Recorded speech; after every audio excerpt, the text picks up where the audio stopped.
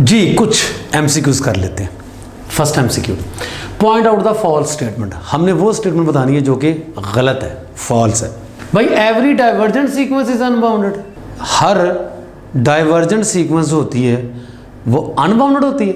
नहीं भाई, -1 to the power n, -1 1 -1 1 -1 1 so on. आपको पता है ये डाइवर्जेंट है लेकिन ये अनबाउंडेड नहीं है, बाउंडेड है। ठीक है जी, 1 से बाउंड हो रही है, तो ये स्टेटमेंट गलत है।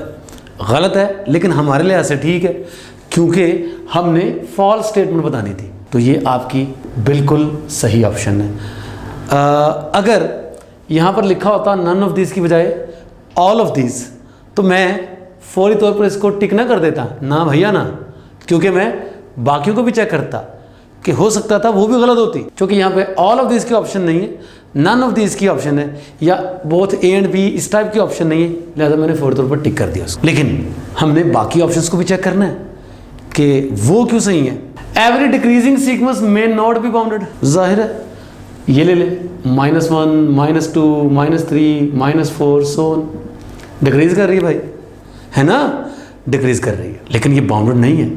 ठीक है जी, नेगेटिव इन्फिनिटी को जाती जाएगी ये, तो ये स्टेटमेंट बिल्कुल ठीक है। मे नॉट भी बाउंडेड बोला हुआ ना, बाउंडेड हो भी सकती है, नहीं भी हो सकती। मसलन हो सकती है, ये ले ले 1 1/2 1/3 1/4 1/5 so on, low ji decrease कर रही, लेकिन ये बाउंडेड भी है ना, बाउंडेड। तमाम टर्म्स 1 या 1 से छोटी है, राइट जी। तो every unbounded sequence is divergent. Her unbounded sequence होती है वो डाइवर्जेंट होती है। क्या ख्याल है? जो कन्वर्जेंट होती है वो तो बाउंडेड होती है। Every convergent sequence is bounded, सही बात है। तो इसका कंट्रापॉजिटिव भी सही होगा। फिर अब कंट्रापॉजिटिव क्या बनेगा? जो बाउंडेड नहीं है मतलब जो अनबाउंडेड है, फिर वो कन्वर्जेंट नहीं होगी मतलब वो डाइवर्जेंट होगी।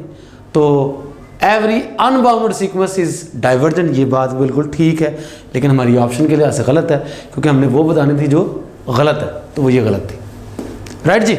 Next, an increasing sequence is bounded. एक इंक्रीजिंग सीक्वेंस बाउंडेड कब होगी? इफ एंड ओनली के साथ बताना हमने।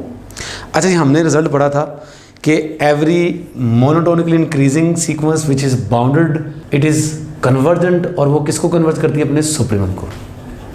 सुप्रीमम तभी होगा अगर वो बाउंडेड फ्रॉम द अबव होगा, लेकिन वो sequence bounded from the below भी है। क्यों? क्योंकि भाई इंक्रीजिंग सीक्वेंस है, जो फर्स्ट टर्म है वो बाकी तमाम टर्म से छोटी होनी है, तो बाउंडेड बिलो भी होनी है वो सीक्वेंस। तो वैसे भी आप देखें ना, बाउंडेड लिखा हुआ है, बाउंडेड। भाई बाउंडेड सेट तो वही सेट होता है ना जो बाउंडेड अबव भी हो और बाउंडेड बिलो भी हो, है ना। तो मैं इफ एंड ओनली के साथ ये नहीं सही कहा बाउंडेड फ्रॉम बिलो, भाई गलत हो जाएगा। बाउंडेड फ्रॉम बिलो भी होना चाहिए, बाउंडेड फ्रॉम अबव भी होना चाहिए। बाउंडेड फ्रॉम अबव, भाई बाउंडेड फ्रॉम बिलो भी होना चाहिए। खाली बाउंडेड फ्रॉम अबव से तो काम नहीं चलेगा, बल्कि होनी नहीं है, सीक्वेंस इंक्रीजिंग है। सबसे छोटी टर्म मैं बता चुका हूँ आपको, वो वैसे ही सबसे छोटी होनी है जो सबसे फर्स्ट टर्म है, राइट जी। तो ये भी गलत होगी, ये भी गलत होगी। तो भाईजान ये डाइवर्जेंट लिखा हुआ है। मैंने तो अभी आपको बता दिया था कि जो इंक्रीजिंग सीक्वेंस है वो बाउंडेड भी है, उसने कन्वर्ज करना है अपने सुप्रीमम को, वो तो कन्वर्जेंट होगी। तो भैया कन्वर्जन यहाँ पर देखें, यहाँ पर कन्वर्जन लिखा हुआ है, ये है आपका correct answer. Choose the correct statement. अब यहाँ पर हमने गलत स्टेटमेंट को चूज करना था, यहाँ पर हमने सही स्टेटमेंट को चूज करना है। ठीक है, जो स्टेटमेंट ठीक है वो बतानी है। लो भाई साहब, सीक्वेंसेस के जो पहला लेक्चर था सीक्वेंसेस का, उस लेक्चर में मैंने आपको अच्छे तरीके से समझाने की कोशिश की थी कि सीक्वेंस की कन्वर्जेंस का मतलब क्या होता है। अगर सीक्वेंस ए एन एल को कन्वर्ज करती है तो फिर ए एन और एल का जो मॉड होगा वो किसको कन्वर्ज करेगा? 0 को कन्वर्ज करेगा as n approaches to infinity. Detail से समझा दी हुई है, तो ये वाली ऑप्शन ठीक है जी फिलहाल। ठीक है, इस पर हम डिस्कशन कर चुके हुए हैं। सीक्वेंस आपकी एल को कन्वर्ज कर रही है, if and only a n minus l 0 को कन्वर्ज करेगा as n approaches to infinity, तो ये बात सही लिखी हुई है। लेकिन आप थोड़ा सा गौर करें तो ये बात भी ठीक लिखी हुई है। मैंने मॉड जो लिया हुआ ना, 0 को कन्वर्ज करेगा, 0 को अप्रोच करेगा, तो भाई साहब इसकी लिमिट 0 के बराबर आनी है, 0 के बराबर आनी है। और चूंकि मॉड है तो 0 या 0 से बड़ा अगर मैंने लिख भी दिया हुआ तो मैंने कुछ गलत नहीं किया। क्यों नहीं गलत किया हुआ बोला? क्योंकि ग्रेटर देन और इक्वल टू 0 का मतलब क्या होता है बोला? या 0 से बड़ी या 0 के बराबर। अब बराबर तो है तो बड़ी बीच में आ जाए तो वो बात गलत नहीं होगी, ठीक होगी। यानी ये ऑप्शन भी ठीक है, ये ऑप्शन भी ठीक है। लेकिन भाई ऐसी सूरत में हमने करना क्या होता है, दोनों में से जो बेस्ट ऑप्शन होती है वो बतानी होती है। और भाई जब हमें पता है कि उसने ज़ीरो को ही कन्वर्ट करना है, किसी ज़ीरो से बड़े नंबर को नहीं, तो फिर बेस्ट ऑप्शन कौन सी होगी, यही वाली होगी, ठीक है। इसमें हम श्योर हैं कि वो ज़ीरो के बराबर है। तो बहरहाल जी बाकी ऑप्शंस को भी स्टडी कर लेते हैं। ये तो ठीक है, हमने देख लिया होगा। तो इसको देखें, लिमिट an की लिमिट l है, if and only if an के मॉड की लिमिट l का मॉड हो, इफ़ एंड ओनली इफ। एक रिजल्ट हमने पढ़ा था कि अगर सीक्वेंस an कन्वर्ट कर रही है a को, तो फिर an का जो मॉड होगा वो भी कन्वर्ट करेगा a के मॉड को। ये रिजल्ट पढ़ा था हमने। अब अगर मैं साबित कर दूं कि इधर से इधर भी आया जा सकता है, तो ये ऑप्शन ठीक है। कौन सी वाली, ये वाली ऑप्शन ठीक है, ठीक है जी। लेकिन मुझे ये साबित करना पड़ेगा भाई, क्योंकि ऑप्शन ये वाली ठीक है, तो आपको स्टडी करना पड़ेगा, इस चीज़ को देखना पड़ेगा कि इधर से इधर नहीं आया जा सकता। और वाकई नहीं आया जा सकता। कैसे नहीं आया जा सकता, अभी देखते हैं। लो भाईजान, सीक्वेंस को लीजिए आप, an is equal to 1 for all n belongs to n। क्या मतलब इस बात का, सीक्वेंस की तमाम टर्म्स क्या है, 1 1 1 1 1 1 1 एंड सो ऑन। ये an बन गई। अच्छा जी, an का मॉड बनाएंगे तो क्या बनेगा भाई, इन्हीं नंबरों का मॉड लेना है ना। a1 का मॉड 1, a2 का मॉड 1, a3 का मॉड 1, तो इन नंबरों का मॉड लेंगे तो भी 1 1 1 1। अब आप देखें, ये जो मॉड की सीक्वेंस है ये वाली, ये किसको कन्वर्ट कर रही है, बीइंग अ कांस्टेंट सीक्वेंस, ये 1 को कन्वर्ट कर रही है, जिसके बराबर ये है। तो मैं कह सकता हूं कि an 1 को कन्वर्ट कर रही है ना। अब बिल्कुल ठीक है, लेकिन 1 को तो मैं लिख सकता हूं -1 का मॉड। क्या ख्याल है आपका, -1 का मॉड लेंगे तो 1 ही बनता है। यानी मैं कह सकता हूं कि an का जो मॉड है, ये सीक्वेंस है, ये -1 के मॉड को कन्वर्ट करती है, कहा जा सकता है, बिल्कुल ठीक है। लेकिन फिर an सीक्वेंस क्या होगी, ये तो क्या वो मॉड के अंदर ये जो नंबर है -1, क्या ये इसको कन्वर्ट कर रही है, बिल्कुल नहीं, क्योंकि ये सीक्वेंस खुद 1 1 1 1 थी, इसने 1 को ही कन्वर्ट करना था। लिहाजा अगर किसी सीक्वेंस का मॉड किसी नंबर के मॉड को कन्वर्ट कर रहा है, तो भैया वो सीक्वेंस उस नंबर को कन्वर्ट नहीं करेगी जिसका मॉड है। तो ये बात गलत है। गलत है मतलब आप ये नहीं कह सकते कि अगर सीक्वेंस का मॉड किसी नंबर l के मॉड को कन्वर्ट कर रहा है, तो फिर वो सीक्वेंस an जो है वो l को कन्वर्ट करेगी। ये बात गलत हो जाएगी। ठीक हो गया जी। तो भाई इसको भी देख लेते हैं। ये क्या लिखा हुआ है, an डाइवर्स करता है if and only if an का मॉड भी डाइवर्स करे। क्या ख्याल है आपका, an को अब ले -1 की पावर है जी, डाइवर्स करती है, यस डाइवर्स करती है, दिस सीक्वेंस इज डाइवर्जेंट। लो जी, an का मॉड लेंगे तो क्या बन जाएगा, n इवन हो चाहे ऑड हो 1 बन जाना, तो कांस्टेंट सीक्वेंस बन जाएगी 1 1 1 1 1 1। किसको कन्वर्ट करेगी, 1 को। कन्वर्जेंट है, तो an डाइवर्जेंट है, ये कन्वर्जेंट है, तो ये बात गलत होगी फौरी तौर पर कि अगर an डाइवर्जेंट है if and only if an का मॉड जो होगा वो भी डाइवर्जेंट है, ये गलत हो जाएगी बात। ठीक हो गया जी। तो लीजिए जी, आपकी जो सही ऑप्शन थी वो ये थी। लीजिए जी, नेक्स्ट है, इफ an माइनस l का मॉड लेस देन bn है for all n belongs to n with bn approaches to 0, मतलब bn की लिमिट 0 है, देन अच्छा ये एक थ्योरम है, इस थ्योरम को भी याद कर लीजिए। थ्योरम क्या है बोला कि अगर आपके पास कोई सीक्वेंस है an और जनाब bn, ये पॉजिटिव टर्म सीक्वेंसेस हैं, ठीक है जी। और इस तरीके से कि अगर आपके पास कोई नंबर c है कि an minus l is less than क्या हो, c time bn for all n belongs to n, ठीक है जी। तो अगर जो सीक्वेंस bn है ये 0 को कन्वर्ट करती है, तो फिर an सीक्वेंस किसको कन्वर्ट करेगी, l को। ये थ्योरम है, ठीक है जी, इसको अब याद कर लें। अब यहाँ पर देखा जाए c की वैल्यू क्या है 1, तो c आपका नंबर पॉजिटिव होना चाहिए, ठीक है जी।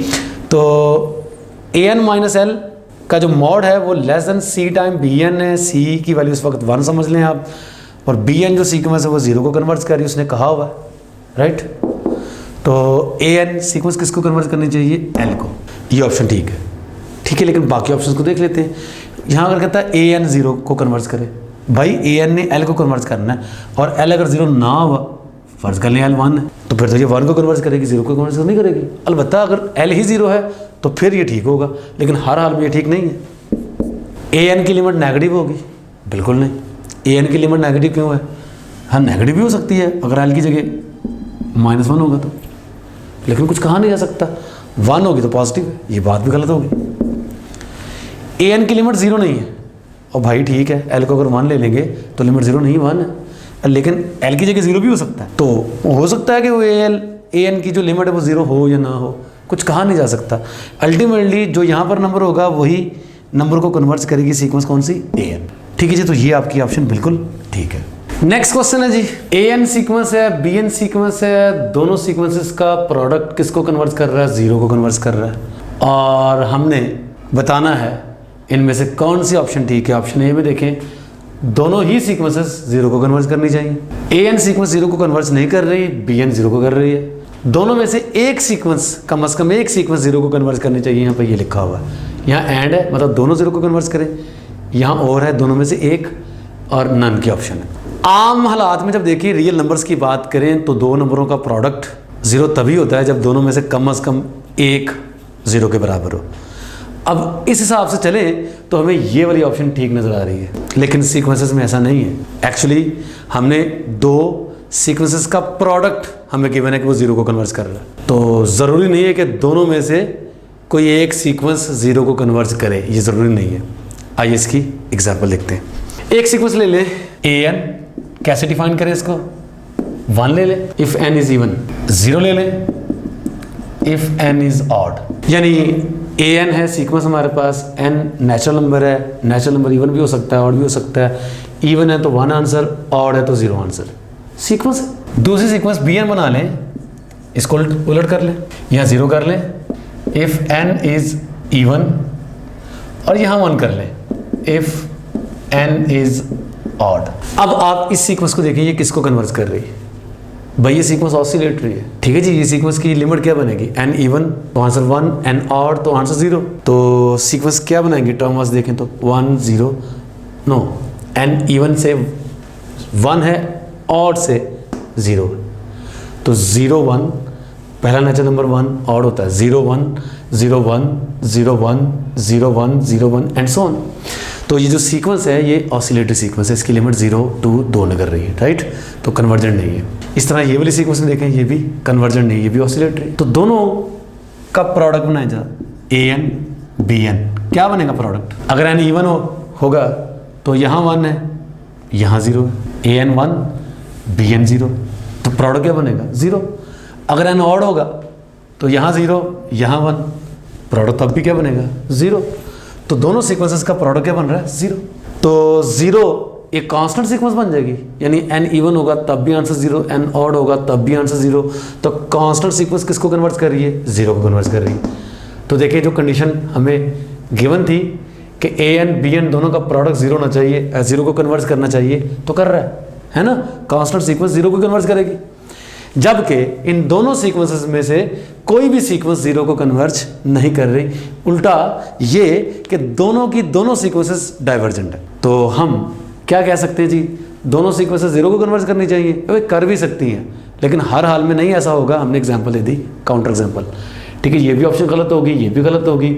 दोनों में से इसने यही लिखा हुआ है कि ए एन 0 को कन्वर्ज नहीं कर रही, बी एन कर रही है, कुछ इस तरह की ऑप्शन है। नन हमारा यहाँ पर आंसर करेक्ट होगा। For a convergent sequence a n choose the correct option. अच्छा, ए एन के बारे में कहा हुआ कि ये सीक्वेंस कन्वर्जेंट होनी चाहिए, कन्वर्ज करनी चाहिए, तो हमने इनमें से करेक्ट ऑप्शन तलाश करनी है। 1 ओवर ए एन मस्ट भी कन्वर्जेंट है।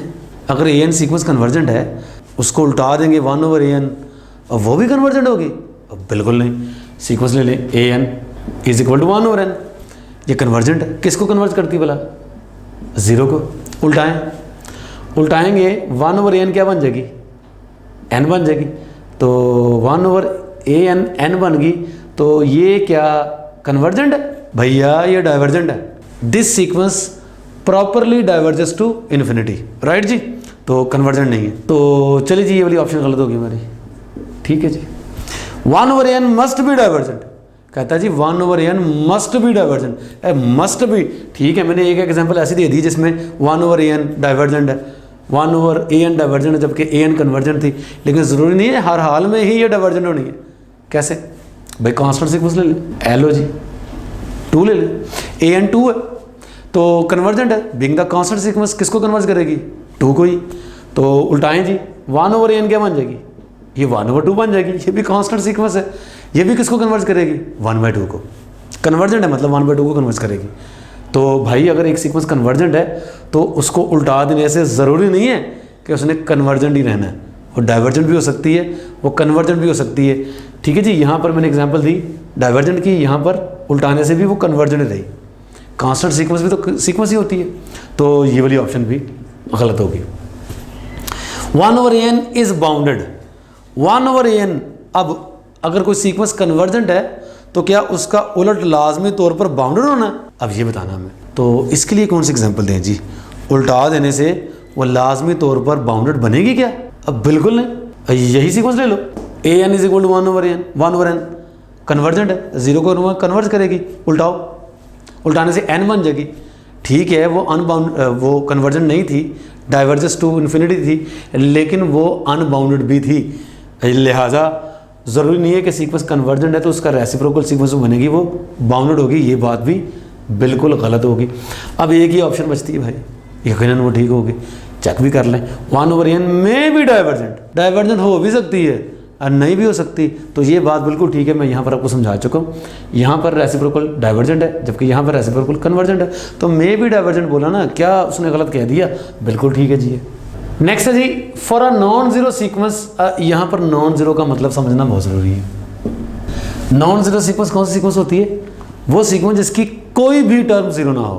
आई रिपीट, कोई भी टर्म जीरो ना हो, तमाम की तमाम टर्म्स जीरो नहीं होनी चाहिए, यानी a n is not equal to zero for all n belongs to N. Non zero sequence के लिए क्या है, a n is not equal to zero for all n belongs to N. आपके पास एक सीक्वेंस नॉन जीरो यानी उसकी कोई भी टर्म जीरो नहीं। 1 ओवर ए एन किसको कन्वर्ट कर रही है, 0 को। 1 ओवर एन किसको कन्वर्ट कर रही है, 0 को। देन क्या कहता है, a n converges to infinity. अच्छा, यहाँ पर हमने इसके बारे में देखा भी है। आप ए एन को ले लें 1 ओवर एन, ये जो सीक्वेंस है इसकी कोई भी टर्म जीरो नहीं है, इसकी लिमिट जीरो है ना, इसकी अपनी तो कोई भी टर्म जीरो नहीं है ना। आप कोई भी ऐसा नेचुरल नंबर तलाश नहीं कर सकते जिसको 1 पे डिवाइड करने से यहाँ से जीरो आएगा, तो कोई भी टर्म जीरो नहीं है। ठीक है, अब क्या है, वो कहता है 1 ओवर ए एन 0 को कन्वर्ट कर। तो अगर 1 ओवर ए एन 0 को कन्वर्ट कर रही है तो फिर ए एन वो कहता है इन्फिनिटी को कन्वर्ट करेगी, नेगेटिव इन्फिनिटी को कन्वर्ट करेगी या इन्फिनिटी को कन्वर्ट नहीं करेगी, क्या ऑप्शन बन सकती है, कोई मसला नहीं, हमने भी देखा हुआ। फर्ज कर लें अगर ए एन को आपने ले लिया एन, तो आप देखें 1 ओवर ए एन, ये 1 ओवर एन बनेगी और ये 0 को कन्वर्ट करती है, यानी इसकी कंडीशन को मीट कर रही है। जबकि ए एन जो होगा वो किसको कन्वर्ट करेगी, एन है सीक्वेंस तो ये इन्फिनिटी को कन्वर्ट करेगी। लग रहा है जैसे ये बात इसकी ठीक है, लेकिन हर हाल में तो ये बात ठीक नहीं होनी। क्यों नहीं होनी ठीक, ए एन अगर माइनस एन है तो 1 over n negative 1 over n बन जाएगी, और ये भी 0 को कन्वर्ट करनी है ना, 0 को कन्वर्ट करेगी। लेकिन ए एन माइनस एन होगी तो अब की बार इसने किसको कन्वर्ट कर देना, नेगेटिव इन्फिनिटी को। आई मीन किसको डाइवर्स कर देना, नेगेटिव इन्फिनिटी को। तो अब लग रहा है जैसे इसकी ये वाली बात ठीक है, तो फिर कौन सी बात ठीक होगी, ना ये ना ये, क्योंकि कुछ भी हो सकता है। तो ये तो वैसे गलत हो गया, उसने कहा था ए एन इन्फिनिटी को कन्वर्ट नहीं करती, भाई कर भी सकती है, ठीक है ना, कर भी सकती है, ये बात भी गलत होगी। तो नन ऑफ दीज, एक ही ऑप्शन बचती है, यही हमारी करेक्ट ऑप्शन है। नेक्स्ट जी देखिए, if a n converges to l, a n sequence है उसकी लिमिट एल को कन्वर्ट कर रही है, और बी एन एक सीक्वेंस है वो डाइवर्ज कर रही है प्रॉपरली किसको, इन्फिनिटी को। देन क्या होगा, हमने दोनों के प्रोडक्ट के बारे में बताना है कि दोनों का जो प्रोडक्ट है वो इन्फिनिटी को कन्वर्ट कर रहा है, वो नेगेटिव इन्फिनिटी को कन्वर्ट कर रहा है, या ए एन और बी एन दोनों का प्रोडक्ट किसी एल को कन्वर्ट कर रहा है। अच्छा, एल क्या है, वही नंबर जिसको ए एन सीक्वेंस कन्वर्ट कर रही थी। तो कुछ भी नहीं हो सकता, कुछ भी नहीं कहा जा सकता। क्यों नहीं कुछ भी कहा जा सकता, देखिए आप ए एन को ले लीजिए 1 ओवर एन, है ना, किसको कन्वर्ट करा वाला, 0 को, यानी एल की जगह आपके पास क्या आ गया, 0। आप बी एन को ले लीजिए एन, चूंकि बी एन हमने वो लेने दीजिए प्रॉपरली डाइवर्जेंट हो, तो एन आपकी प्रॉपरली डाइवर्जेंट है ना, इन्फिनिटी को प्रॉपरली डाइवर्ज कर रही है।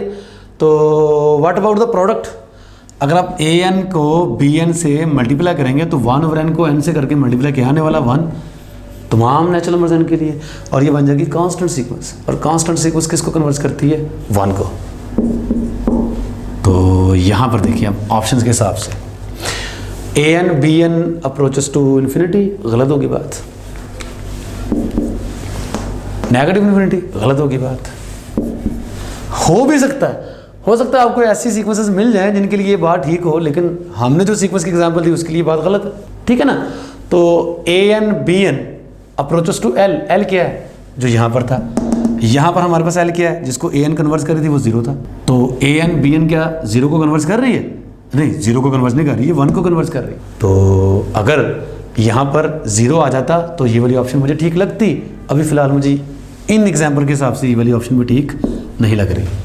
तो मैंने एक ऐसी एग्जांपल दे दी जिसके लिए ना ये ट्रू है, ना ये ट्रू है, ना ये ट्रू है, मतलब मैं तीनों के बारे में कुछ नहीं कह सकता। तो डेफिनेटली नन यहाँ पर भी मेरे पास सही ऑप्शन होगी। The sequence cos 1/2 tangent inverse of negative n/2। ये सीक्वेंस दिखने में काफ़ी ज़्यादा कॉम्प्लिकेटेड सी लग रही है, तो इसको आसान बनाने के लिए हम क्या करते हैं, आइए देखते हैं। इतने से को सबसे पहले आप लेट कर लें कि ये अल्फ़ा है। तो अल्फ़ा आ गया आपके पास टेंजेंट इनवर्स ऑफ नेगेटिव 1/2। चलिए जी ठीक है, अगर अल्फ़ा इसके बराबर है तो टेंजेंट अल्फ़ा किसके बराबर होगा? -n/2। लो जी मसला ही को नहीं, ट्राइंगल बना लें। यहाँ बना लीजिए ट्राइंगल, अल्फ़ा ये एंगल होगा, तो टेंजेंट अल्फ़ा किसके बराबर होता है? Perpendicular over base.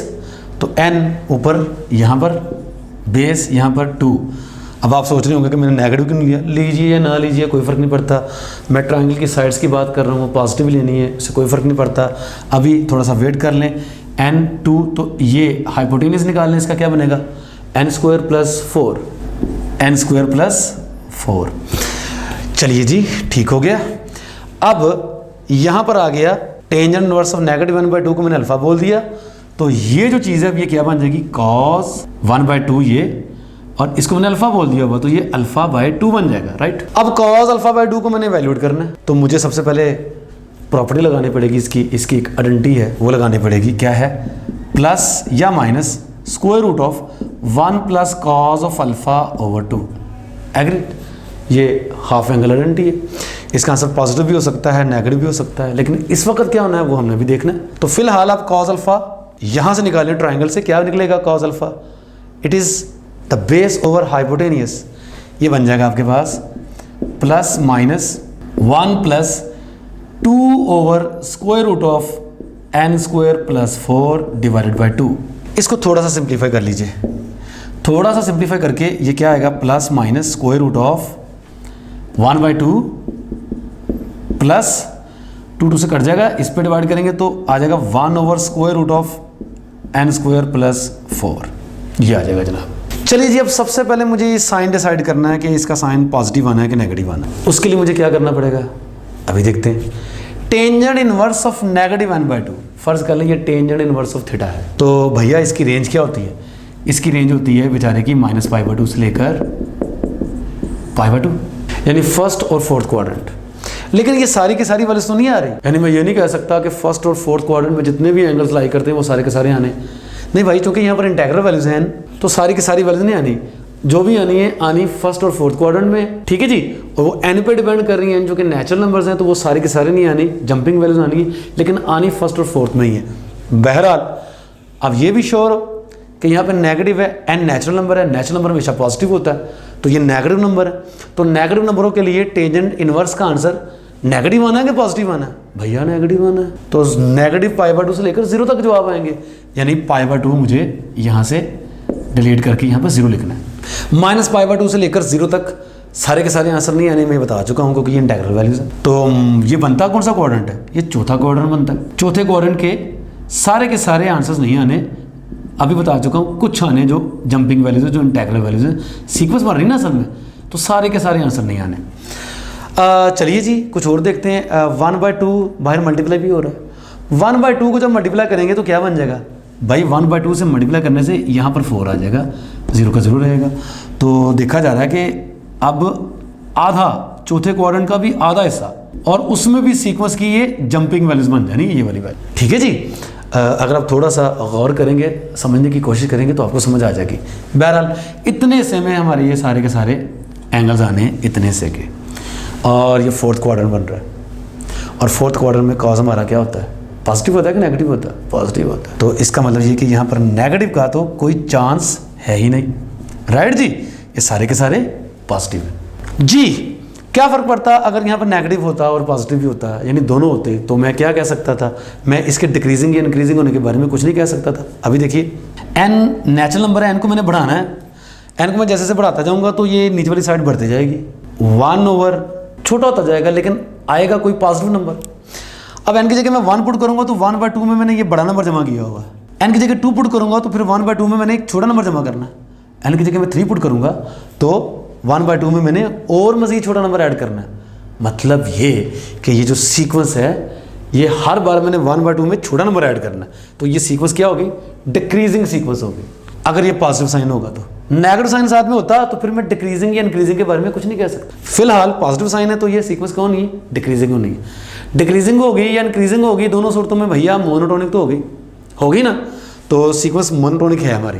अब देखते हैं ये सीक्वेंस कन्वर्ज करती है कि नहीं करती। भाई सीक्वेंस को निकाल के देख तो चुके हुए हैं कि सीक्वेंस दरअसल बराबर इसके है, ये चीज़ है जी।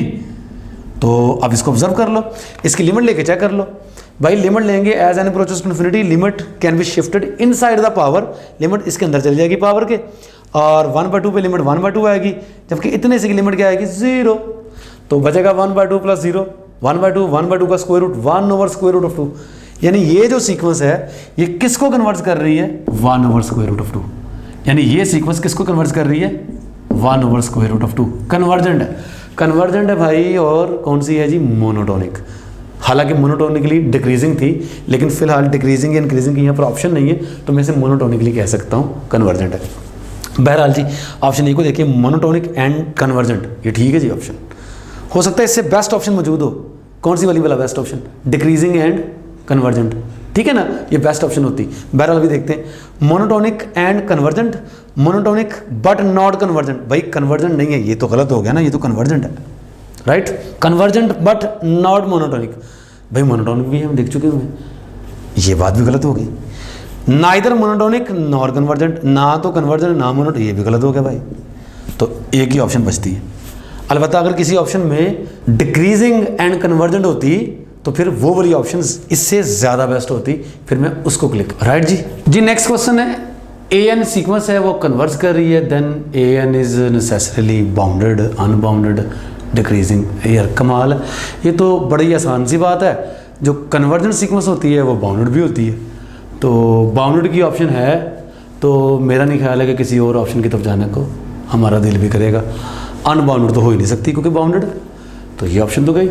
डिक्रीजिंग, इसके बारे में सोच सकते हैं, तो ज़रूरी है कि जो डिक्रीजिंग सीक्वेंस होगी वही कन्वर्जेंट हो सकती। भैया जो इंक्रीजिंग सीक्वेंसेस होती हैं वो कन्वर्जेंट नहीं हो सकती, अब वो भी तो कन्वर्जेंट हो सकती है।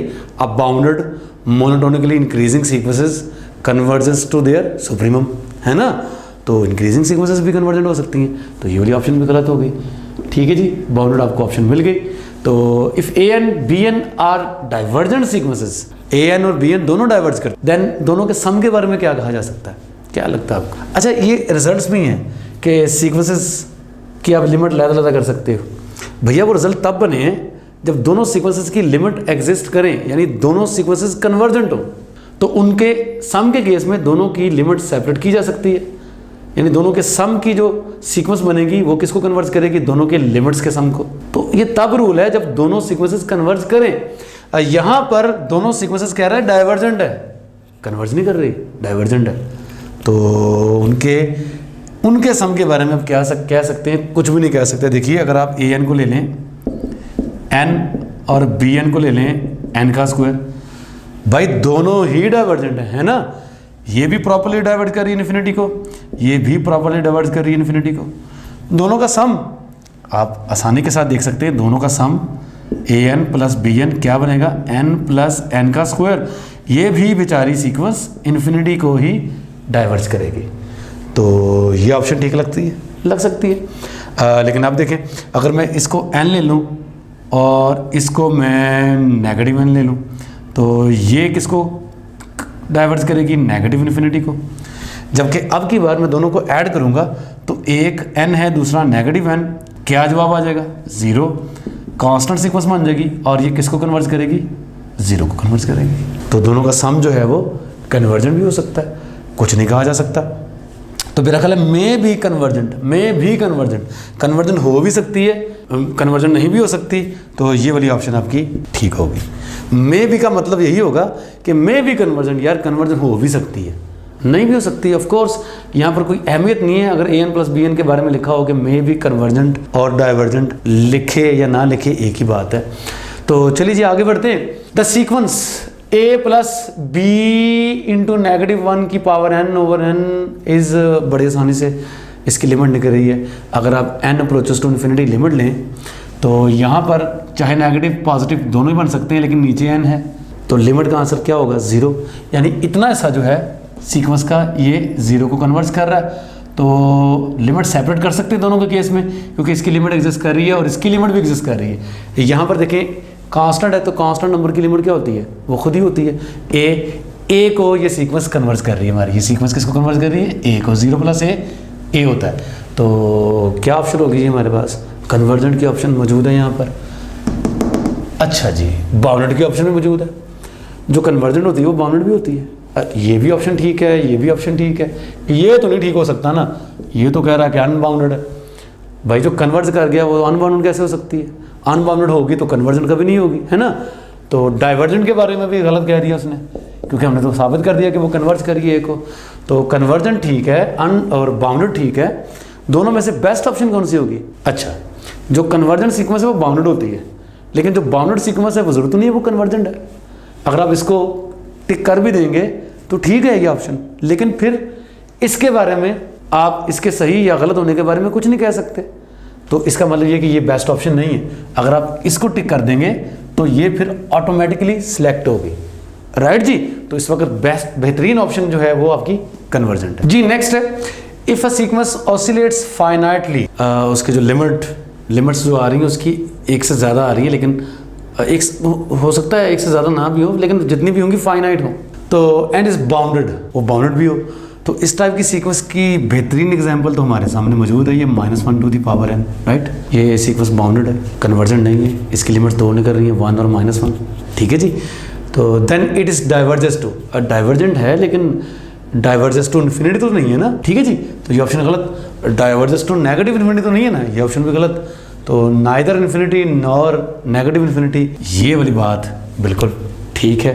तो ये बिल्कुल ठीक हम कह सकते हैं, क्योंकि वो सीक्वेंस देखें ना, बाउंडेड तो है ना, बाउंडेड है मतलब बाउंड हो रही है ना, इधर से भी बाउंड हो रही है, उधर से भी बाउंड हो रही है। तो अगर बाउंड हो रही है तो इट मीन्स के नेगेटिव इन्फिनिटी या पॉजिटिव इन्फिनिटी की तरफ जाने का तो सवाल ही पैदा नहीं होता। तो बिल्कुल ये ठीक है ऑप्शन जी। Let an converges to 0, an sequence 0 को कन्वर्ज कर रही है और bn सीक्वेंस बाउंडेड है। अच्छा, ये तो आपके पास थ्योरम है ना एक, इसको याद कर लें। अगर एक सीक्वेंस कन्वर्ज करती है 0 को और दूसरी सीक्वेंस बाउंडेड हो तो फिर उन दोनों सीक्वेंसेस का प्रोडक्ट हमेशा 0 को कन्वर्ज करता है, ठीक है जी। an 0 को कन्वर्ज कर रही है और bn बाउंडेड हो, मैं तो की बात कर रहा हूँ, दोनों का प्रोडक्ट हमेशा 0 को कन्वर्ज करेगा, ये बात बिल्कुल ठीक है। प्रोडक्ट कन्वर्जेंट सीक्वेंस होगी और 0 को कन्वर्ज करेगी, डाइवर्जेंस का सवाल ही पैदा नहीं होता। कन्वर्जेंट होगी और 1 को कन्वर्ज नहीं करेगी, 0 को कन्वर्ज करेगी, थ्योरम में बाकायदा 1 को कन्वर्ज करने का सवाल ही पैदा नहीं होता। और an bn बाउंडेड, हाँ भाई, चाहे 0 को कन्वर्ज करे चाहे किसी और नंबर को कन्वर्ज करे, बाउंडेड तो वो होनी ही होनी। तो ये ऑप्शन ठीक है, लेकिन which is the best option, this is the best option. Bounded है तो जरूरत नहीं है वो कन्वर्ज करनी है, लेकिन कन्वर्जेंट है तो बाउंडेड ऑटोमेटिकली हो जानी है। तो ये भी ठीक ऑप्शन है, लेकिन this is the best option, right. तो ये थ्योरम भी याद कर लें। an अगर कोई सीक्वेंस 0 को कन्वर्ज करती है और दूसरी सीक्वेंस बाउंडेड है, दोनों का प्रोडक्ट हमेशा 0 को कन्वर्ज करता है। अच्छा, ये रिजल्ट आप यूज़ भी करते आ रहे हैं, आप छोटी क्लासेस से ये रिजल्ट यूज़ करते आ रहे हैं। जैसे हमने बात की साइन n ओवर n इस सीक्वेंस की, देखा कि ये सीक्वेंस किसको कन्वर्ज कर रही है। हमने लगाया था यहाँ पर सैंडविच थ्योरम। कैसे भला, साइन n ओवर n को 1 ओवर n और -1 ओवर n के दरमियान कर दिया। अब ये भी 0 को कन्वर्ज कर रही है, ये भी 0 को कन्वर्ज कर रही है, तो डेफिनेटली ये भी 0 को कन्वर्ज करेगी, पढ़ा आपने। लेकिन इस चीज़ को आप इस थ्योरम की हेल्प से भी बता सकते हैं। कैसे, an को आपने लिख लिया 1 over n into sine of n। अब इसको आप समझ लें एक सीक्वेंस लाइक बी एन, और इसको आप समझ लें दूसरी sequence like okay c n. तो आप देख सकते हैं कि बी एन जो सीक्वेंस है 1/n वो 0 को कन्वर्स कर रही है, एक 0 को कन्वर्स कर गई। दूसरी सीक्वेंस सी एन ये बाउंडेड है, क्या है ये बाउंडेड है, और ये क्या है जी, ये 0 को कन्वर्स कर रही है, ये बाउंडेड है। दोनों का प्रोडक्ट किसको कन्वर्ट करना है, 0 को ही कन्वर्ज करना है। वहां से भी 0 निकल रहा था, इस थ्योरम का रेफरेंस देके भी आप बता सकते हैं कि 0 को ही कन्वर्ट करेगा जी। नेक्स्ट क्वेश्चन है जी, a Cauchy sequence in Q which does not have a limit in Q. और वो कॉची सीक्वेंस बतानी है जो क्यू से पकड़नी है, यानी जिसकी तमाम टर्म्स रैशनल होनी चाहिए और उसकी लिमिट क्यू के अंदर नहीं होनी चाहिए। उनमें से कौन सी है ये बतानी है। तो फर्स्ट को देखते हैं, 1 2 + 1/2 3 + 1/3 अप टू सोन। मुझे ये लग रहा है कि ये सीक्वेंस कॉची ही नहीं है। हालांकि इसकी जो टर्म्स हैं वो रैशनल हैं, लेकिन इसकी लिमिट के बारे में क्या बाद में जाना है हमने। ये सीक्वेंस जो है ये कॉची ही नहीं है। अच्छा, इसको प्रूव कैसे कर सकते हैं कि ये सीक्वेंस कॉची ही नहीं है। चले मान लेते हैं कि ये सीक्वेंस कॉची है, क्यू के अंदर ये कॉची है। अगर ये क्यू के अंदर कॉची है तो फिर ये आर के अंदर भी कॉची होनी चाहिए, और ये बात मैंने आपको पहले बता दी हुई है। देखिए, कॉची होने का मतलब क्या बोला कि एन को बहुत ज़्यादा लार्ज कर लेंगे, इनफाइनाइटली मैनी, आप बहुत दूर चले जाएंगे तो आगे वाली जो टर्म्स हैं उन टर्म्स का डिफरेंस जो है, आपसी डिफरेंस, वो कम से कम होते जाना है। तो वो अगर रैशनल नंबर्स के हिसाब से कम होते जाना है तो रियल नंबर्स के हिसाब से भी कम होते जाना है। तो जो सीक्वेंस क्यू में कॉची है वो सीक्वेंस आर में भी कॉची है। लो भाई जी, अगर आर में कॉची है तो रियल नंबर्स में कॉची सीक्वेंस कन्वर्जन भी होती है। तो अब अगर ये कन्वर्जन सीक्वेंस है तो चेक भी तो कर लो भाई, ये कन्वर्जन है भी कि नहीं, है भी लगे हुए हम। 1 + 2 + 1/2 3 + 1/3 अप टू सोन, ये सीक्वेंस कभी भी कन्वर्ज नहीं करेगी। ठीक है जी, इन्फिनिटी को मूव करिए, देखिए ना, यहाँ 3 में कुछ ऐड किया, फिर 4 में कुछ नंबर ऐड करना है, फिर 5 में कुछ नंबर ऐड करना है, फिर 6 में कुछ नंबर ऐड करना है। बाउंडेड ही नहीं है सीक्वेंस, है ना, नहीं है बाउंडेड, कन्वर्जन नहीं है। कन्वर्जन नहीं है तो फिर रियल नंबर्स में कॉची नहीं है, रियल नंबर्स में कॉची नहीं है तो फिर रैशनल नंबर्स में भी कॉची नहीं है। चले कोई बात नहीं, अगर आपको ये बात नहीं समझ आई तो कोई बात नहीं, हम इसे प्रूव कर लेते हैं कि ये कॉची नहीं है, कोई बात नहीं। ठीक है जी, ये बताएं कि इस सीक्वेंस की जो जनरल टर्म है वो क्या हो गई। अच्छा, फर्स्ट टर्म को छोड़ के जनरल टर्म डिसाइड की जा सकती है। एक ये बात भी बता दूं मैं आपको कि सीक्वेंस की चंद पहली फाइनाइटली मैनी टर्म्स को छोड़कर उस सीक्वेंस की जो लिमिट है, यानी जो उस सीक्वेंस की जो कन्वर्जेंस है वो जो है वो सेम रहती है। ठीक है जी, उसका कॉची होना भी सेम रहता है, राइट जी। तो बहरहाल फर्स्ट टर्म को छोड़ के हम इनकी बात करते हैं। तो फर्ज कर लें फर्स्ट टर्म हमारे पास नहीं है, तो ए एन को मैं कह सकता हूँ this is n + 1/n, n is bigger than और equal to 2, right, 2 3 4 up to so on. लीजिए, अगर ये कॉची है तो क्या होगा, for every epsilon greater than 0। मान लिया ये कॉची है तो क्या होगा, for every epsilon greater than 0 in particular we can choose epsilon is equal to 1, है ना। तो एप्सिलॉन की वैल्यू 1 के लिए आपको एक नेचुरल नंबर k मिल ही जाना है, चाहे वो जितना मर्जी दूर जाके मिले, वो मिल ही जाना है। तो होना क्या है, an माइनस am का मॉड लेस देन एप्सिलॉन यानी 1 व्हेन एवर, जब आप m और n दोनों को k से बढ़ा लें, k कोई नंबर आपको मिल ही जाना, राइट। इक्वल का साइन भी यहाँ पर हो सकता है, ओके जी, नो प्रॉब्लम। तो an को देखें तो क्या बनेगा जनाब, n + 1/n। am को देखें तो m + 1/m, माइनस करना है तो -m - 1/m। ये जनाब आपका लेस देन 1 है जब आपने m और n को k या k से बड़ा पकड़ना है। मसला ही क्यों नहीं भाई साहब, आप यूँ कीजिए कि n को k + 10 ले लीजिए, है ना, लिया जा सकता है ना। ठीक है जी, आप m को k ले लीजिए, k या k से बड़े नंबर लेने हैं ना भाई, तो छोटे नहीं लेने, बड़े या बड़े, k या k से बड़े लेने, तो आप n को ये और m को ये चूज़ कर लें, कोई बात ही नहीं। तो n की जगह आ जाएगा जी आपका k + 10, k + 10 + 1/k + 10, minus m की जगह k आ जाएगा जनाब, ये लीजिए k, और ये देखिए यहाँ पर -1/k आ जाएगा। तो इसका मोड लेस देन 1 कहा जा रहा है भाई, k - k ये तो जाएंगे कटा, तो क्या आ जाएगा बचा 10 + this number minus this number. चलो जी, हिसाब लगाते हैं। अब 1/k+10, k+10 बड़ा है k से, तो फिर 1/k+10 छोटा होगा 1/k से। ये छोटा है, ये बड़ा है, इसमें से इसको माइनस करेंगे कि नेगेटिव नंबर आना है, लेकिन वो नेगेटिव नंबर कितना क्या होना है, माइनस पॉइंट समथिंग ही होना है ना, यानी बहुत छोटे नंबर में से एक बहुत छोटा नंबर माइनस करेंगे कि बहुत छोटा नेगेटिव नंबर आना है, राइट। तो जब 10 में से वो नंबर माइनस कर भी देंगे, वो बहुत छोटा नंबर होना है, उसमें से बहुत छोटा नंबर 10 में से माइनस करके भी यार 1 से छोटा नंबर तो नहीं ना आ जाना। क्या ख्याल है आपका, 1 ओवर समथिंग है ना, तो ये नंबर फर्ज कर लें, चलें 10 में से छोटा सा नंबर माइनस किया 9 पॉइंट समथिंग बन जाएगा, लेकिन वो नंबर 1 से छोटा तो नहीं होना, तो ये इनइक्वालिटी ट्रू नहीं है, जिससे ये बात साबित होगी कि ये वाली सीक्वेंस कॉशी नहीं है।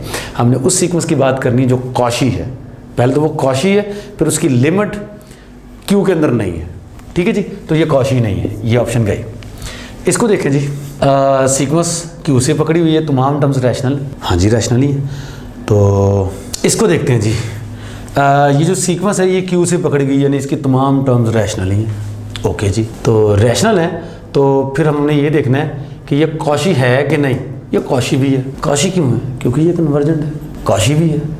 अब ये कॉशी भी है, क्यू से भी है, अब देखना ये कि इसकी लिमिट रैशनल है या इरैशनल है, यानी इसकी जो लिमिट है वो क्यू में ही है या नहीं। तो ये सीक्वेंस अगर आप देखें तो इसकी लिमिट क्या बनेगी, ये ज्योमेट्रिक सीक्वेंस है सीधी सीधी, क्या ख्याल है जी। ये जो सीक्वेंस है इसकी nth टर्म क्या है, 1/2 की पावर n-1, यही आ रही है, n की जगह 1 पुट करेंगे तो 1/2 की पावर 0 1 बन जाएगा, n की जगह 2 पुट करेंगे तो 1/2 की पावर 1 1/2 बन जाएगा, 3 पुट करेंगे तो 1/2 की पावर 2 बन जाएगा, एंड सो ऑन। तो ये सीक्वेंस छोटा नंबर है जी 1 से, है ना, 0 और 1 के दरमियान में, तो इस टाइप की सीक्वेंस आपको पता है 0 को कन्वर्ट करती है, ज्योमेट्रिक सीक्वेंस है ये, ठीक हो गया जी। तो ये 0 को कन्वर्ट करती है, 0 रैशनल नंबर है भाई जी, है ना रैशनल नंबर। तो हमने उस सीक्वेंस की एग्जांपल देनी थी जो क्यू में हो, हाँ ये सीक्वेंस क्यू में है, जो कॉशी हो, हाँ ये कॉशी भी है, कॉशी क्यों, कन्वर्जेंट है तो कॉशी भी है, ठीक है जी। तो इसकी लिमिट देखें 0, मतलब इसकी जो लिमिट है वो क्यू में ही है, ये क्यू में ही कन्वर्जेंट है, राइट जी। तो हमने उस सीक्वेंस की एग्जांपल देनी थी जो क्यू में कन्वर्जेंट नहीं है, तो ये ऑप्शन भी गई। सी वाले को देखें जी, ये एक सीक्वेंस है, रैशनल नंबर से ही है, क्यू से ही है, ये देखिए ये कन्वर्जेंट है कि नहीं, कन्वर्जेंट है, ये 0 को कन्वर्ट कर रही है, क्या ख्याल है, नहीं लग रहा आपको, कोई बात नहीं।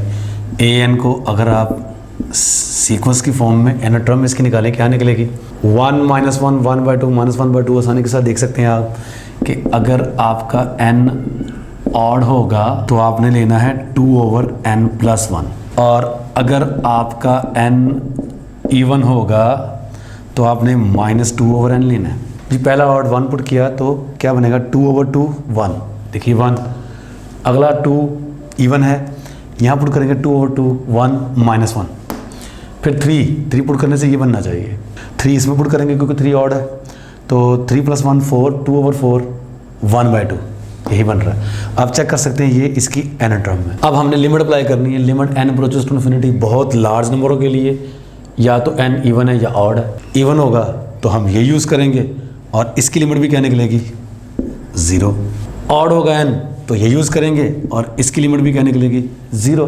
तो मतलब ये जो सीक्वेंस है ये किसको कन्वर्ट कर रही है, 0 को कन्वर्ट कर रही है, तो 0 भी जो कि रैशनल है, यानी इस सीक्वेंस की लिमिट भी रैशनल है, कन्वर्जेंट है तो ये कॉशी भी होगी, और इसकी लिमिट जबकि 0 मतलब क्यू में कन्वर्ट कर रही है, तो हम इस सीक्वेंस की बात भी नहीं कर रहे। तो एक ही ऑप्शन बचती है जनाब हमारे पास, है ना, ये वाली ऑप्शन बचती है।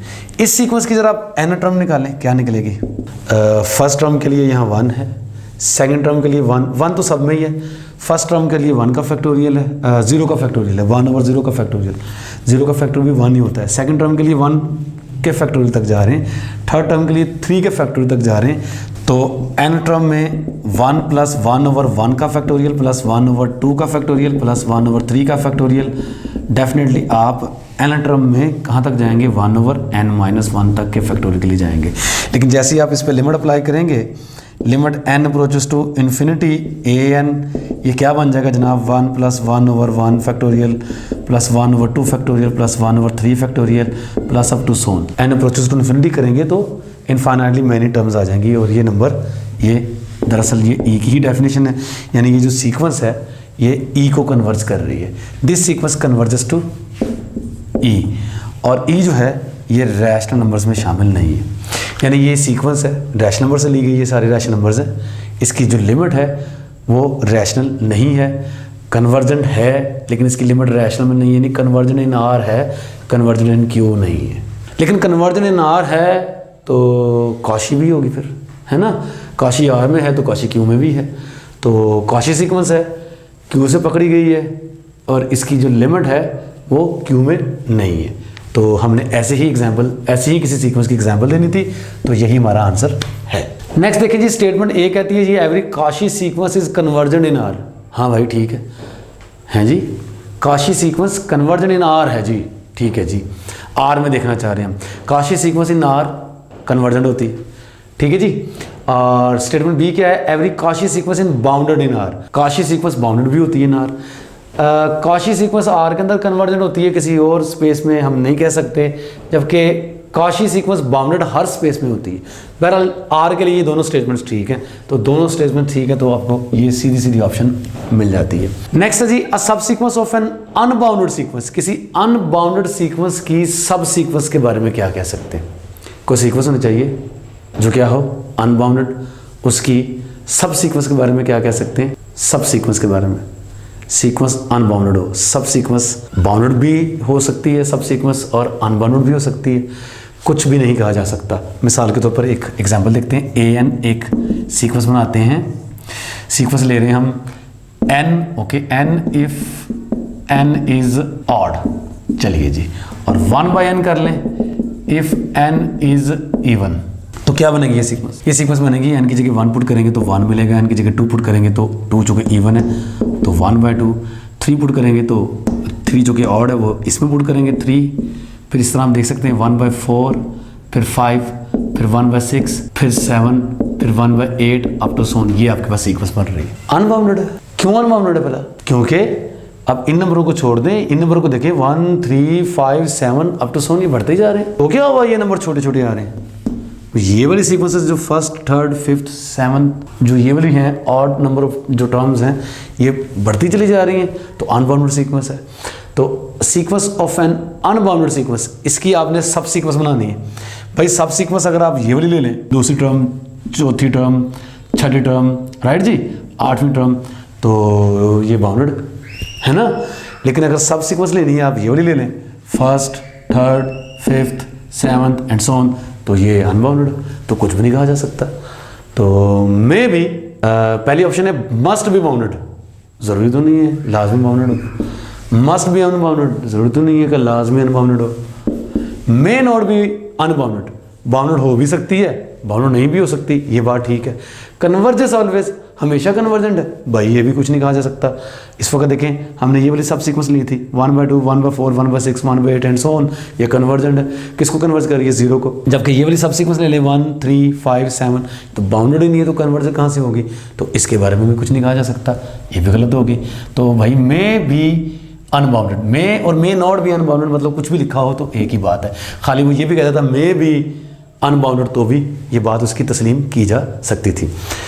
नेक्स्ट देखें जी, a sequence of rational numbers, rational numbers की सीक्वेंस, अच्छा ये तो आपको पहले बता दिया गया होगा कि रैशनल नंबर्स की जो सीक्वेंस होती है वो कॉशी है, ठीक है, तो ज़रूरी नहीं है कि वो कन्वर्जेंट भी है, इसकी एग्जांपल भी आपको दे दी गई हुई है।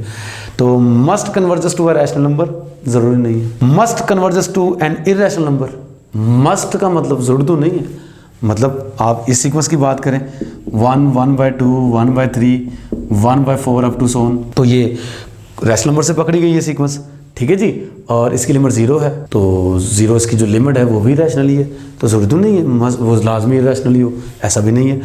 मस्ट कन्वर्जेस टू 0, ये वाली तो 0 को कन्वर्ज कर रही है भाई, लेकिन अगर आप कोई और सीक्वेंस लें तो ज़रूरत नहीं है कि हर रैशनल नंबर की सीक्वेंस 0 को कन्वर्ज करनी। बेशुमार एग्जांपल्स देख सकते हैं आप, मसलन ये वाली एग्जांपल है, ये 0 को कन्वर्ज नहीं कर रही, रैशनल नंबर्स की सीक्वेंस थी ये वाली, ठीक है जी। तो बहरहाल जी इसमें हमारे पास ऑप्शन जो आपको सही नज़र आ रही है वो कौन सी है, डेल्टा, नन, कुछ भी कहा नहीं जा सकता जी। नेक्स्ट हमने देखना है, ये एक सीक्वेंस गिवन है, कन्वर्जेस टू, इनमें से किस नंबर को कन्वर्ज कर रही है। और भैया इसमें तो कम्बिनेशन आ गया, कोई बात नहीं यार, हमारे पास यहाँ पर an क्या है जी, n+k combination k over n+k की पावर k, भाईजान इसको सिंप्लीफाई कर लेते हैं। कम्बिनेशन का फार्मूला में आता है n प्लस के कम्बिनेशन के ऊपर आ जाएगा जी n प्लस के का factorial divided by n plus के में से k को माइनस करेंगे तो n का फैक्टोरियल आ जाएगा और साथ में k का फैक्टोरियल यहाँ पर आ गया, ठीक है जी, और डिवाइडेड बाय n प्लस के की पावर k। चलिए जी इसको सिंप्लीफाई करते हैं।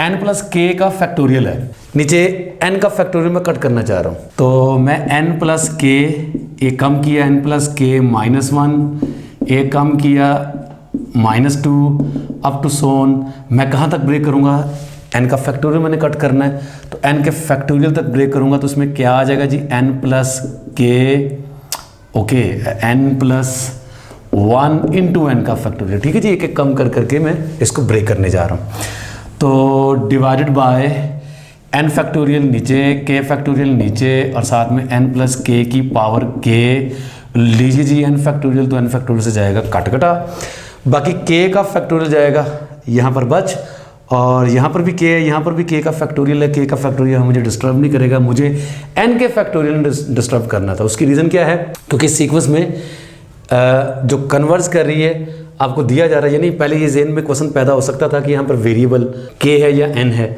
तो वो डिपेंड कर रहा है। देखिए ना इस पे आंसर जो आपको गिवन है, जो सीक्वेंस की लिमिट है वो इनमें से है और इनमें से कहीं पे भी n नहीं है, k ही है, तो इसका मतलब ये कि n अप्रोचेस टू इन्फिनिटी है, k अप्रोचेस टू इन्फिनिटी नहीं है। सीक्वेंस के साथ जो डमी इंडेक्स आ रहा है वो n है, वो k नहीं है, तो k का फैक्टर मुझे कोई डिस्टर्ब नहीं करेगा, कोई बात नहीं। तो अब मैंने इस पर लिमिट लेनी है जी लिमिट लेनी है n अप्रोचेस टू इन्फिनिटी। भाई साहब जब मैं इस पर लिमिट लूँगा तो ऊपर भी पोलिनोमियल बन जाएगी n में, नीचे भी n में पोलिनोमियल बन जाएगी, राइट। तो पोलिनोमियल के केस में जब लिमिट अप्लाई करनी होती है, मैंने आपको एक शॉर्टकट बताया हुआ है। क्या शॉर्टकट बताया हुआ है, जस्ट अब लीडिंग टर्म ले लें, है ना, ऊपर लीडिंग टर्म लेते हैं, लीडिंग टर्म सबसे बड़ी टर्म, भाई सबसे बड़ी टर्म में n की कितनी पावर आएगी, लेकिन सबको मल्टीप्लाई करेंगे तो सबसे बड़ी टर्म में हर एक में n आ रहा है तो n की पावर कितनी होगी, जो सबसे बड़ी होगी, और वही हमने टर्म लेनी। बाकी टर्म्स को हम डिलीट कर देते हैं। वो टर्म मतलब वो पावर कितनी होनी है n की, देखें ये जो फैक्टर्स हैं, कितने फैक्टर्स हैं, काउंट करें इनको। पहले फैक्टर अगर आप इसको कहेंगे पहला फैक्टर इसमें 1 आ रहा है, इससे अगले में 2 होगा, अप टू सोन ये देखें k आ रहा है, n तो हर एक में ही है ना, तो 1 2 3 अप टू सोन k, तो ये k फैक्टर्स हैं। तो इन तमाम फैक्टर्स को जब मल्टीप्लाई करेंगे आपस में तो मैक्सिमम जो n की पावर मिलेगी वो k होगी, n की पावर k आ जाएगा। बाकी जो फैक्टर्स है मैंने डिलीट कर दी। आई रिपीट कि मैंने आपको पहले भी बताया हुआ कि इन्फिनिटी और इन्फिनिटी फॉर्म बन रही है, पोलिनोमियल्स बने, तो क्या करना है, आपने लीडिंग टर्म ले लिया करनी है। लीडिंग टर्म ले ली, राइट जी। यहाँ पर आ जाएं, यहाँ पर भी n प्लस के की पावर k है। जब इस पावर को खोल देंगे तो मैक्सिमम जो आपको यहाँ से जो टर्म मिलनी है, जो लीडिंग टर्म होनी है, वो भी यहाँ पर n की पावर k ही होनी है, साथ में ये फैक्टोरियल।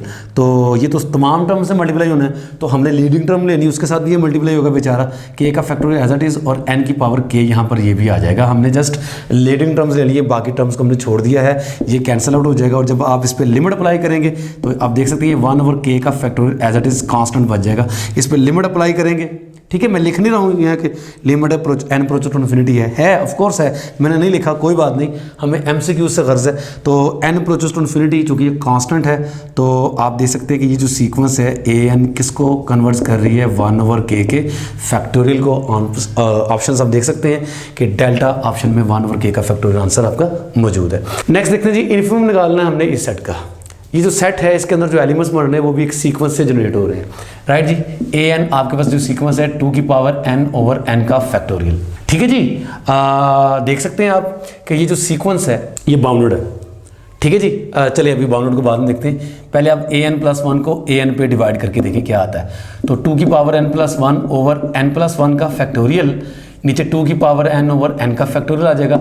आप बड़ी ही आसानी के साथ देख सकते हैं ये क्या बन जाएगा, 2/n+1 बन जाएगा। तो what about its limit, limit n approaches to infinity an+1/an, इसकी जो लिमिट है वो क्या बनेगी, यहाँ से n अप्रोचेस टू इन्फिनिटी करेंगे तो ये 0 को कन्वर्ट कर जाएगा। और ये l लिमिट है जो कि लेस देन 1 है। लेस देन 1 के केस में आपने ये थ्योरम याद किया हुआ है। ऐसे मौके पे आपकी जो an की जो ये जो सीक्वेंस an है, यानी ये वाली जो सीक्वेंस है ये कन्वर्ज करती है, और किसको कन्वर्ज करती है, पहले 0 को कन्वर्ज करती है। तो इसकी लिमिट भी हमने निकाल ली, 0 को कन्वर्ज करती है, राइट। चलिए जी अब एक और काम करते हैं। ए n plus one over a N को हमने देखा ये 2 ओवर एन प्लस वन है। एन की जगह मैं 1 पुट करता हूँ तो 1 प्लस 1 2, 2 और 2 1 बनता है। लेकिन एन की जगह मैं बड़ा नंबर पुट करता हूँ तो लाइक 2 पुट करता हूँ, 2 प्लस 1 नीचे 3 बन जाएगा, 2/3 ये 1 से छोटा नंबर है। तो मैं ये कह सकता हूँ कि a n plus 1 over a n less और इक्वल टू 1 है for all n belongs to n. भाई इसका मतलब तो ये होगा कि a n plus 1 is less और इक्वल टू ए एन है for all n belongs to n. What does it mean? It means कि आपकी जो सीक्वेंस ए है ये क्या है? ये डिक्रीजिंग है। क्या है? सीक्वेंस आपकी ए एन क्या है? डिक्रीजिंग है। ठीक है जी, डिक्रीजिंग है और ये बाउंडेड भी है। बाउंडेड क्यों है? क्योंकि ये कन्वर्जेंट है। हर कन्वर्जेंट सीक्वेंस बाउंडेड भी होती है। तो बाउंडेड डिक्रीजिंग सीक्वेंस किसको कन्वर्ज करेगी? बोला अपने इन्फिमम को कन्वर्ज करेगी। तो ये जो आपने इन्फिमम निकालना था इस सेट का, वो इस सीक्वेंस की लिमिट के तौर पर आ गया, क्योंकि ये बाउंडेड डिक्रीजिंग सीक्वेंस थी, इसकी लिमिट इसका इन्फिमम है। तो आंसर आपका 0 ये ऑप्शन में मौजूद है। ठीक है जी, चूंकि ये डिक्रीजिंग सीक्वेंस है और अगर आपसे कोई इस सेट का सुप्रीमम निकालने के लिए बोल दे तो फिर जस्ट आपने डिक्रीजिंग सीक्वेंस है ना, आपने जो फर्स्ट टर्म होनी है वही इसका सुप्रीमम होना। तो चूंकि डिक्रीजिंग है इसलिए तो देख सकते हैं भाईजान जी इसकी फर्स्ट टर्म क्या निकलती है। फर्स्ट टर्म निकलेगी एन को 1 पुट करके, एन को 1 पुट करेंगे 2 की पावर 1, नीचे 1 का फैक्टर 1 होता है, 2 आपका फर्स्ट टर्म बन रही है और यही आपका सुप्रीमम होना है।